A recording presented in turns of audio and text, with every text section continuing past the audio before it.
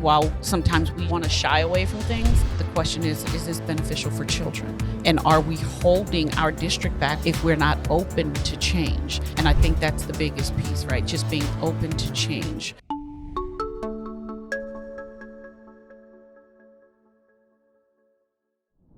Welcome back to another episode of the Powercast. We're here at AASA in New Orleans, and I've got a first for myself. First opportunity to have a discussion with an outstanding leader from Missouri or Missouri. I'm going to let her explain, but I've got Dr. Penelope Martin-Knox from Raytown Quality Schools. Yes. Welcome. Thank you for the opportunity. Now, correct me on my pronunciation. How do we say Missouri? Is it Missouri? Missouri? I say Missouri, but those who are native Missourians say Missouri. Okay, so I don't feel bad now. So if I screwed up somewhere, then I'll just blame you because I just was going with what she said. So I can you get the credit for all of that. So me having only really a context for Texas is where I was a superintendent at. I want to get some perspective of Missouri in your background, your pathway. You say you're not from there, so now I'm interested. How did you get there? How did you end up as a superintendent? So I did all of my educational experiences were in Baltimore County. Born and raised in Baltimore, Maryland. Which explains now how you know Mr. Ryan. Absolutely, because Gotcha. Ryan and I were colleagues. We were principals together, and then we went into central office together. And so we did a lot of the work to make sure the children were being educated, particularly with the emphasis on the technology. So I began my journey and my career in Baltimore, Maryland, where I served as a teacher and assistant principal. I took the traditional pathway. What did you teach? I taught music. I was an instrumental music teacher. Absolutely. That's awesome. Mm-hmm. And I then went into central office where I was the assistant superintendent responsible for the middle schools. Okay. There was some restructuring and reorging that occurred, and then I became a community superintendent with the same responsibilities, with the exception of not only focusing on middle school, but I was responsible for also elementary, middle, and high school. Okay. Eventually, I transitioned to another position in Baltimore County where I was the chief of school climate and safety, where I was responsible for the physical and emotional well-being of 176. The whole child. The whole child, absolutely, internal and external. And then I made the decision to go into superintendency. And so I left Baltimore County and I went to South Carolina, where I was the superintendent in South Carolina for 3 years. And then I transitioned to Missouri, where I currently reside and where I lead the most amazing individuals you'd ever want to meet in Raytown Quality Schools. So my journey into superintendency was a traditional pathway, if you will, from teacher through the leadership pathway, if you will, to superintendency. You are the first I've ever met that come from a music instructional background. So I got to imagine when you're going through a little bit of it, do you rely on some of that back, like to get out some of the stress, to detoxify, whatever? Is that? Absolutely. And it doesn't hurt that I was a music teacher in one of the largest middle schools. I was a middle school of 1,400 children, and so I had majority of the students in the music program. So it helps in the way in which you attract children and keep them energized and motivated and engaged in the learning. There's adults too. I got to think. Absolutely. Do you sing in the office? So I do not sing. I'm a clarinetist. So I've heard that I can sing. I just don't. Okay. So South Carolina. So what prompted the move to South Carolina? Was it opportunity? Was you were looking to learn something else in a different state? Like, what was the rationale? I think all of the above. Okay. There's always this fear of doing something new and something different, but even more so leaving what you're familiar with. Mm-hmm. And so there are roots, historical roots, family roots, and ties to South Carolina. And so when the opportunity presented itself, my grandmother and my grandfather, maternal, went to school in the district in which I eventually served. Way. Yes. Oh, so I'm going way off script because every time you say something, I start thinking, wow, that what the honor, but also perhaps the pressure of that? Did you feel that when leading that district? I didn't feel the pressure. I felt the support Okay. because I still have family that resides there. And so it was just looking at me from the space to say we never thought a family member would be the leader of the school district. And so there was some tension, if you will, just to make sure I was doing my absolute best. Sure. Always focused on children, but making sure I was making my family proud.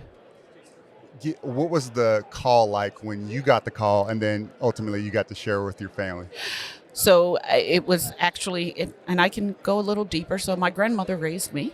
And so I wouldn't leave because my grandmother was aging. So I wasn't going to leave Maryland. My grandmother had passed away. Okay. And then 2 weeks after her passing, the search firm called and said, there's an opportunity that's there. Are you interested?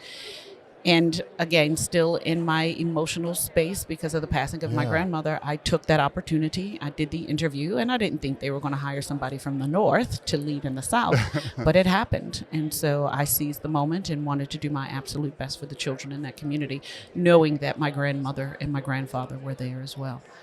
So I was proud to be able to go and lead the district. That's an amazing piece of your story. And forgive me for asking, but I get fascinated by the things that shape us and the things that make us great leaders. It's all part of our experiences, the good and the bad. So that's an amazing story. It is.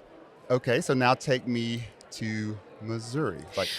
So when it was time for me to leave South Carolina, I hadn't determined whether I was going to go back to Maryland or find another superintendency, and Raytown continued to surface. And I was like, a little too far, Midwest. And so I had to have that conversation with my husband, with my family, just to make sure they were going to support the efforts. And then there were a couple of individuals who I was familiar with who was conducting the search. Sure. And one of them just happened to be the superintendent from Baltimore County when I was a first-year teacher. So I didn't work with him that much, but there was that connection, that familiar component. And so continuing to look at the work that was occurring in Raytown and knowing its connection to the work that I've had exposure and experience with, it was absolutely a natural fit. And so I went through the interview process and was offered the position, and I accepted. And so that's where I've been for almost 3 years now. Tell me a little bit about your kids, your community, and the staff. Sure.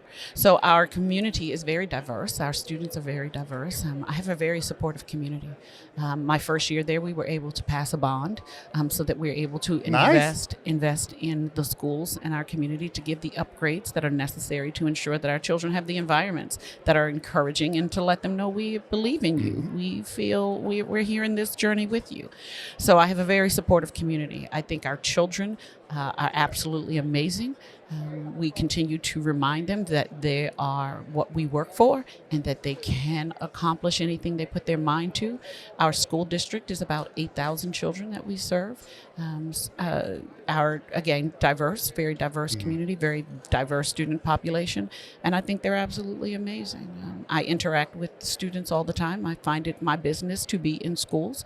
I believe you can't lead what you don't understand. That's true. And so being in the schoolhouse, it helps me along the way when we're making plans. Oftentimes I say to folks that we're making plans for children without asking children. Yeah. And so I engage in something that I call focus groups, where I go to each and every school and I have small groups of students where they're able to tell me what's helping them, what's not helping them, and they are telling me. They'll tell you about yourself. I know that. Absolutely. And in the immediate, I have to have those conversations with my staff to say, students are saying that lunch isn't up to par, or instructionally the materials aren't where they need to be. And that is feedback for me to take back to the team while we're planning to say these are things that we need to address. It also shows students, once we take that information, to say I'm invested in you and I believe in you, and let me give you the tools that you need so that you can be successful, give you the tools and the opportunities to demonstrate what you're able to do. You said something pretty powerful there where most superintendents have some type of student advisory council, but what you don't always hear is the action as a result of getting their feedback, getting the sense of how well their experience is going. So I'm glad you stated that, because the action is more important than just asking their opinion. So kudos to you and the team for the tangible, visible changes, tweaks, whatever may be to meet their needs. Absolutely. Because you just don't see that. You just don't see that. And I tell them they're my bosses. And when I say that, they're like, really? We're your boss? You are. Because if you're not satisfied, then I'm not doing my job. My responsibility is to ensure that you're able to learn and that when you graduate, you're able to compete globally with your peers. You know, in the different districts that you serve in different parts of the country, what have you noticed about students that's the same struggle no matter where you go, or some things that you notice may be a little different in this area or this area depending upon the state and the nature of the community? I'm often asked that question about what's the difference. Are the students better or are the students worse, or are the teachers better? They're students, they're children, and no matter what the geographical region is, they're children. They're children. And so, again, our responsibility is to make sure that we're equipping them with the tools so that they can be the most successful them they can be. And so, again, I've not seen a difference in the students that I serve. They just want somebody to care, to love, to Absolutely. push. Goes to the old adage, kids don't care how much you know until they know how much you care. That's right. So you have some members of your team that were off camera assisting you a little earlier. So I do want to ask, how do you go about building out a quality team, right? Because obviously you're going to inherit some teammates when you change districts, but there's at some point probably be time to add. How do you build out your ideal team to get the work done? So it's initially setting the expectations, and to set the expectations, provide the support for implementation, and then it's the accountability piece. And while you're building a team, you're just observing. I believe my first year in both of my positions that I served as superintendent, I did what I said I was going to do. And the first was to seek and to understand.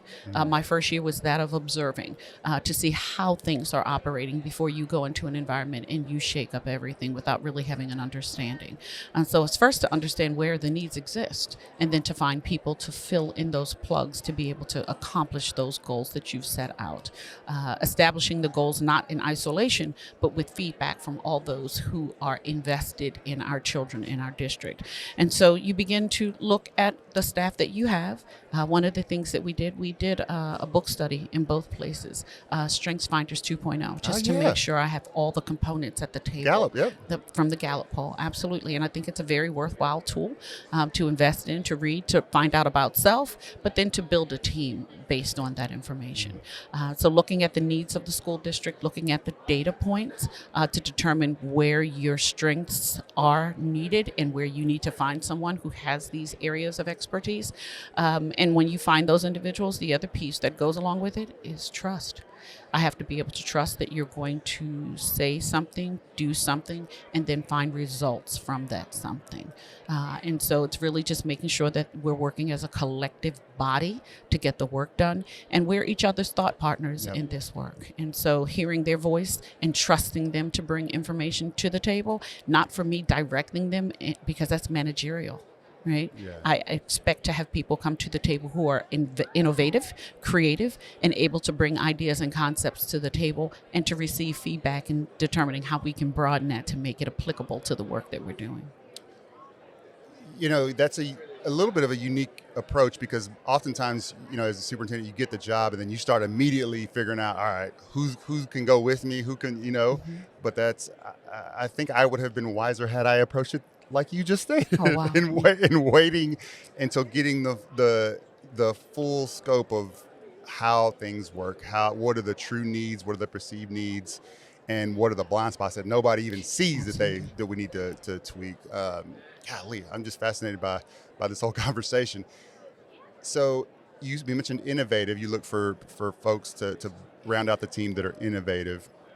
In terms of innovation for students, for staff to really leverage all the capabilities of whether it's tech or programming, how do you gauge when it's a right time? Okay, we're going to go down this path. And AI is an easy one because it's the hot topic. Everybody's adjusting to it. But for stuff like AI, when do you know, okay, we're ready to jump in? So, and that's a very specific topic right now because we've just had our conversations about generative AI and how it's going to look in our school district. We know we have to address it because it is running rampant right now, if you will. Yes. And so I think that it is a viable tool and approach to help our teachers, to support our teachers in planning and developing lessons and getting student feedback. But I also think we have to make sure that we're giving them the tools. I mentioned having tools before, making sure they have an understanding. And so it began with us doing the inquiry, if you Yes. will, to determine what it is ourselves before we can begin to say what we need to do as a district. So really getting a firm understanding of what is AI, what are the possible options that will help us leverage our work. And so with the professional learning opportunities for the executive leadership, and then filtering that information to our school leaders and to the schoolhouse themselves. But it also began with getting our board on board. And developing a policy so that we are protecting individuals who may go down that avenue of using AI. It is not a bad phrase, but it needs to be utilized appropriately so that we're safeguarding our children and our staff as well. So, when you mentioned AI, it actually came to reality for us as a school district because we know we have to do something. We can't avoid it. It is the new normal, if you will, for many. But it's how do you use it effectively and safely? Absolutely. The guidance component of innovation is sometimes not thought about or not thought through as we're releasing, new technology or trying to leverage new technology. How do we, and when I say we, educators, school districts, how do we become more nimble, more agile as things like AI change jobs and change marketplaces and change skill sets that will be needed when our kids graduate? How do we get nimble so we provide the skills that they need, knowing that this skill could very well change in 6 weeks, 6 months, a year? You've got interesting insight from a variety of places. How do we make ourselves better equipped to meet those needs? I think the first point of reference for us as leaders is to make sure we're informed. What are the new trends? What are those? And it's not just staying in your space, having thought partners in this work, staying informed of current events and articles and opportunities, relying on resources such as those that are provided from AASA and other resources. Because it's not about what I'm familiar with or what I am comfortable with. It's about the needs of our students as we are preparing them to enter into the workforce or into college. So while sometimes we want to shy away from things, the question is this beneficial for children? And are we holding our district back or our students and staff back if we're not open to change? And I think that's the biggest piece, right? Just being open to change and just being aware. And change is not bad, but it's all in how you implement and begin to move forward and ensuring that you're giving kids and staff what it is they need. I've always felt like a lot of times the adults, me included, right, is our perception of what we experienced in school holds us back. And I love everything career and tech. It is one of my, I just love it. And the fact that we still sometimes pigeonhole that work as, well, it's for those kids who didn't go to college. I think that's more because of how we experienced it, where that is not the case anymore, where it is totally evolved and a great option for a lot of students. Our perception of how we experienced it is what we sometimes put on our children. And God, we really have to, we need, leaders like you and what your team is doing to break us out of that mold of what was good for us may not, and probably is not, good for our kids. And being completely transparent, when I first heard of AI, it was with my tech team. And I was like, why do we need to know that? And when they brought it to my attention, I began to see more and more articles written about it, more and more activity on social media and in the news. And it wasn't something we could just avoid. It's just a place and space where we need to be. And I do believe that going down that pathway of artificial intelligence, our children are going to have more and more exposure to it. And actually, they were exposed to it before I was, in most cases. And so it's one of those things where yes, they're familiar with it, but are they safeguarded when using it? And I'm talking about with plagiarism, with disclosing any of their confidential information. And so putting all those parameters around how they're utilizing it to take that negativity, again, that comes with anything new, to make it something that's a work of art for students to be able to rely upon, and our teachers as well. I want to be mindful of your time, but I do want to get this last one out because I'm really interested in your perspective. How do businesses, right? So being a Power School employee and sitting on the other side as a superintendent, how do we get businesses, companies to partner at a different level with our school district? What do you need? What would make it an easier time so we're not hampered by all of the things, the time, the schedule. Well, we can't bus them. We can't do this. Can they be on site? All of those things that keep us from really getting, lockstep with industry. Mm-hmm. Can you give me your thoughts on how do we do that better, and what do you need from industry to help you help your kids? I think you used a term earlier about being nimble. I think that there has to be a space and place where there's a happy medium, if you will. Okay. We have to understand the needs of each other before we can devise a plan to help implement. I think that the other piece that goes along with this is we're preparing our children to enter into the workforce. And how do we prepare them to enter into the workforce and meet your needs as an organization if we don't know what those needs are? The best way to do it is to begin with the discussion, whether it's in a virtual capacity, whether it's setting up general meetings, so I can have an understanding of what it is that you need as a business partner, if you will, and then vice versa. What can you do to help us by providing experiences for students with that hands-on approach? Most of the time we call it real-world learning because all learning should be developed for students to have authentic engagement.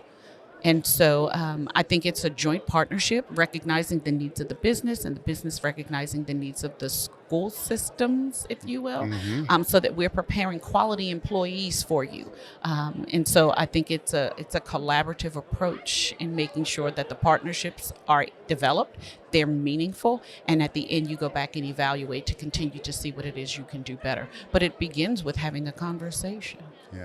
Yeah, I've found that once businesses, you get them in, they fall in love with the kids too. Absolutely. It's not, the business partner, it's our neighbor who owns a business in the community who's working with our kids, right? To try to have that feel of just we're essentially your pipeline for your workforce, right? Absolutely. And that's definitely a joint project. Who on your team is most likely to prank you, to make fun, to do an impression of you? Who is the one? You got one. You probably have more than one. Multiple. Okay. Give me at least a funny story or something you can share. I'm going to do the one that's most recent, and it's really not a staff member, it's a student. Oh, this is even better. And so we are reading for Reading Across America, and I was reading to a group of second graders the other day. And you know how students are. I like your glasses, and I like your hair. Then the snowball effect started, and I like your shoes, and I like your belt. And then one of the little girls was like, that's Dr. PMK. She's just fancy. And so the other second grader looked, she said, let's just call her Fancy Nancy. And they're having this conversation in my presence as if I don't even exist. And so when it's time for me to leave, they were like, bye, Miss Nancy. And so the Fancy Nancy name stuck. And so when I told my staff, they were mocking me as they were sitting there. They mocked the way I speak, the way I sit. And then there's the conversation about how I talk funny. And I have to tell them I'm from Baltimore. And they'll say it again, Baltimore. She said Baltimore. So the kids... Fancy Nancy. And it stuck, so your staff at Central got wind of it? And I even posted it because it was the funniest. Oh, you was should the funniest. you should not have told me that one because now that it's gonna stuck across the nation. I love that And story. all I could say was, at least I know they're reading. That's right. That's right. I got what I needed. I made know sure. you're reading. I love that. Well, I can't thank you enough for stopping by and really and truly the work you're doing for your kids and your community, because we need you. Lord knows we need leaders out there that are courageous and really have the best interests of our kids, because they're the future and they're the present. Sure are. There's no doubt They sure about are. it. Well, thank you so much. Thank you so much, Dr. Fancy Nancy. There will be much success in Missouri as a result of your leadership. So thank you for joining us. Thank you for the opportunity. Fantastic. And for all of those listening and watching, if you like what you heard and saw, please like, subscribe, and share. And we'll see you next time on the Powercast.